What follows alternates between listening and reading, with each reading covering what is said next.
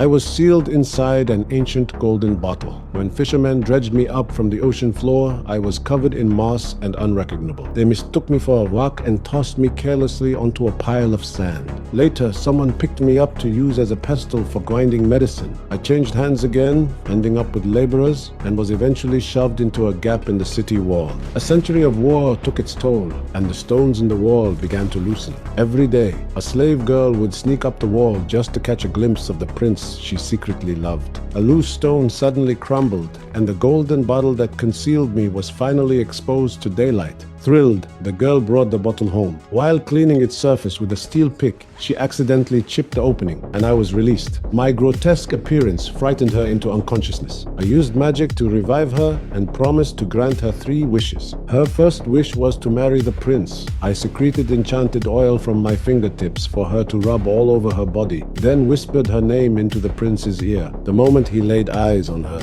he was utterly captivated. She became his princess, just as she'd hoped. I warned her to hide the golden bottle. If she didn't, all her wishes would be undone. But a coup soon erupted in the royal court, and the prince was framed and killed. The girl was captured while trying to flee, stuffed into a burlap sack and thrown into the deep sea. By the time I reached her, she had already drowned. Since she never spoke her third wish, my curse remained unbroken, and I was sealed once more into the lightless bottle. Over the next several hundred years, dynasties rose and fell. Then a young boy appeared, bringing me a glimmer of hope for rescue. One day, he wandered into an abandoned courtyard and noticed a hollow echo beneath a stone slab. He called his brother over to help pry it open, but even with both of them straining, the slab wouldn't budge. Just then, their mother appeared and stopped them. I had missed my chance again. I watched this dynasty's rise and fall with my own eyes. The boy inherited the throne at 11 and led his armies into battle at 19. Years of slaughter turned him bloodthirsty. He never removed his blood-soaked battle robes. His mother resolved to destroy this god of war. She plied him with wine daily until he was perpetually drunk, then summoned storytellers to distract him with pleasures. Year after year,